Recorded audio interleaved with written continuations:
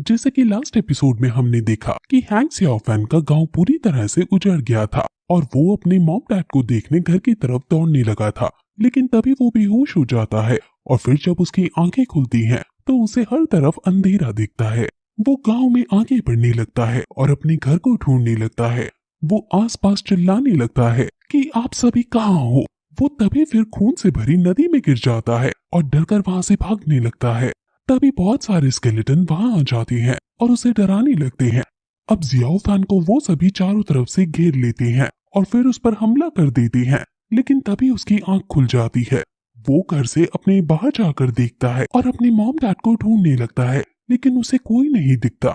उसे लिन क्विंग्यू रोते हुए दिखता है और फिर लिन उसे गले से लगा लेता है क्योंकि उसके भी मम्मी पापा मारे जा चुके हैं। वो दोनों एक दूसरे को गले लगाकर रोने लगते हैं।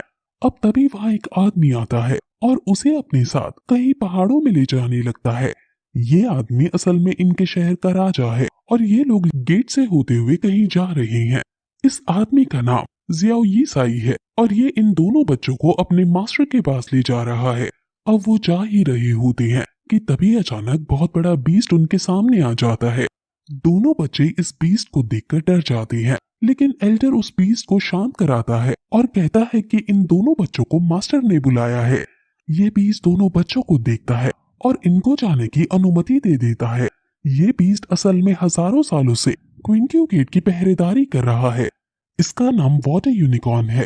तुम्हें डरने की कोई बात नहीं है, तुम यहाँ एकदम सुरक्षित हो।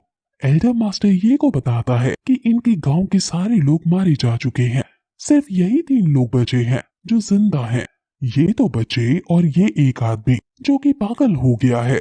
मास्टर ये दोनों बच्चों को अपने पास बुलाता है और उनसे पूछता है कि आखिर कल रात क्या हुआ था और किसने ये सब किया है।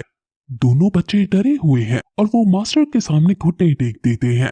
लिन कहता है कि हमारे गांव में सब मारे जा चुके हैं, प्लीज आप सच पता लगाओ कि ये सब किसने किया। मैं अपने घर में अपने मॉम डैड के साथ सो रहा था, लेकिन जब सुबह मेरी आंख खुली तो मैं एक पेड़ के नीचे था और मेरे पास जैंग खड़ा था। फिर हम दोनों तुरंत गांव की तरफ भागे और हमने सभी को मरा हुआ देखा। वो फिर अपने मॉम और डैड को याद करते हुए रोने लगता है। एल्डर अब जैंग से पूछता है कि तुम कल रात कहाँ थे। जैंग मास्टर शिवू की बात याद करता है कि उन्होंने किसी को भी उसका सीक्रेट बताने से मना किया था, इसलिए वो कुछ नहीं बोलता। एल्डर्स को लगता है कि ये अभी शॉक में है, इसलिए नहीं बोल पा रहा है। एल्डर सैनिकों से इनको बाहर ले जाने को कहते हैं। अब एक मोटा सा एल्डर कहता है कि हम अपने अंदर आने वाले एक गांव तक को नहीं बचा सके, हम कैसे इस दुनिया से ईविल खत्म करेंगे। बाकी एल्डर्स भी खड़े होते हैं और कहते हैं कि हम जोश में आकर कोई फैसला नहीं ले सकते हैं। मास्टर ये कहते हैं कि पहले हमें इन दोनों बच्चों के बारे में सोचना होगा। इन दोनों बच्चों को हमें ही अडॉप्ट करना होगा। एक एल्डर खड़ा होकर कहता है कि लिन मेरे अंदर रहकर मेरा डिसाइबल बन सकता है।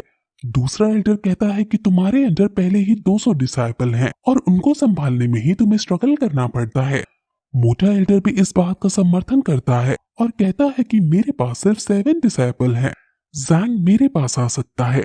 अब एल्डर्स और भी बातें करते हैं और उनकी बातों में हम एक तरह की गर्मी भी नोटिस कर सकते हैं, यानी यहाँ के एल्डर्स एक दूसरे से जलते भी हैं। सभी एल्डर्स इन दोनों बच्चों को अपने अंडर करना चाहते थे और अपने अपने बेनिफिट्स बता रहे थे और उनमें लड़ाई होने ही वाली थी कि मास्टर ये उन्हें रोक लेते हैं और डिसाइड करते हैं कि लिन क्विंग्यू तुम्हारे अंडर जाएगा और जैंग दासू पीक में जाएगा और अब ये मैटर यही एंड कर देना चाहिए और बाकी लोग उस गांव में एग्जैक्टली क्या हुआ है वो पता करो। सभी मास्टर ये की बात मानते हुए उन्हें ग्रीट करते हैं। वहीं दोनों बच्चे उदास सीढ़ियों में बैठ जाते हैं और वो अपने घर जाना चाहते थे, लेकिन उनका घर अब तबाह हो चुका था और वो टेंशन ले ही रहे थे कि तभी वहाँ एक एल्डर आता है और उन्हें समझाता है कि हमारा भाग्य हमारे हाथों में होता है और हम कर्म करके उसे बदल सकते हैं। ये एल्डर ड्रैगन शॉ है और यही लिन के मास्टर होंगे। एल्डर ड्रैगन शॉ लिन को अपने साथ ले जाते हैं और फिर वहाँ लॉर्ड सॉन्ग आता है और उसे कहता है कि हम दोनों अच्छे भाई की तरह रहेंगे, तुम हमारे साथ चलो। यानी अब ये दोनों दोस्त अलग अलग मास्टर्स के अंदर अपनी ट्रेनिंग लेंगे। लिन जैंग के पास जाकर उसके गले से लग जाता है और काफी ज्यादा रोता है। लिन जैंग को मजाक में समझाता है कि अब किसी बड़े से पंगा लेकर खुद को बुली मत होने देना, और अपना ध्यान रखना। सॉन्ग अब जैंग को अपने साथ ले जाता है। अब फिर मास्टर ये अपने एक एल्डर से कहता है कि मुझे तुम्हें एक सीक्रेट बताना है। ये सीक्रेट क्या है वो हमें आगे पता चलेगा। जैंग एल्डर्स के घर आ जाता है और वहाँ एल्डर के 6 बड़े डिसाइपल जैंग को परेशान करने लगते हैं। जैंग बहुत क्यूट था, इसलिए वो उसे छेड़ रहे हैं और उसे कह रहे हैं कि तुम यहाँ की भारी तलवार उठा भी पाओगे, और क्या तुमने कभी मार्शल आर्ट्स का नाम भी सुना है। वो फिर उसकी लकड़ी की तलवार देखते हैं।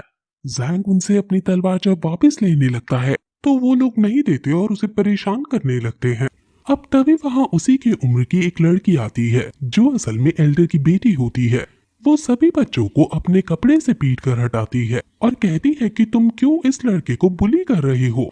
सभी लड़के इस लड़की की इज्जत करते हैं क्योंकि ये उनके एल्डर की बेटी है। लड़की सभी को डांटती है और कहती है कि जैंग को सीधे मास्टर ये ने भेजा है, और अगर तुमने फिर से इसको परेशान करने की हिम्मत की तो मेरे पापा तुम्हें नहीं छोड़ेंगे।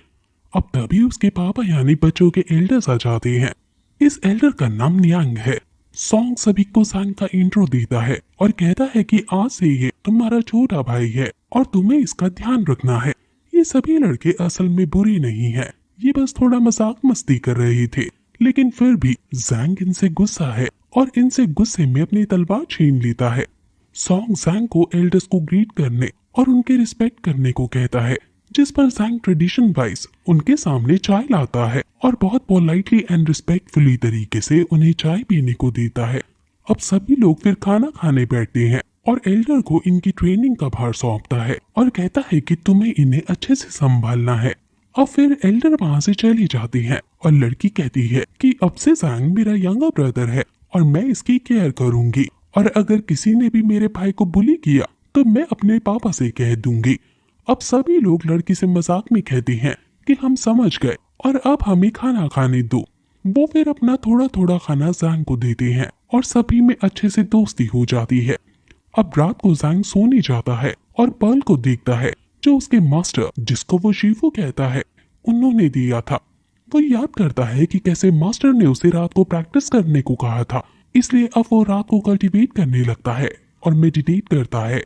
सुबह फिर वो बाहर जाता है और उसे लड़की दिखती है जो अपने बड़े से कुत्ते के साथ थी। इस कुत्ते का नाम रूबर्ब है। पहले तो रूबर्ब जैंग पर भौंकने लगता है, लेकिन लड़की के समझाने पर कुत्ता समझ जाता है कि ये उसका दोस्त है। ये डॉग बहुत बड़ा और शक्तिशाली है और ये कम से कम 50 साल तक जीता है। अब वो लड़की जैंग के पास आकर कहती है कि अब से क्योंकि तुम छोटे हो मेरे से, इसलिए तुम्हें मेरी बात माननी होगी।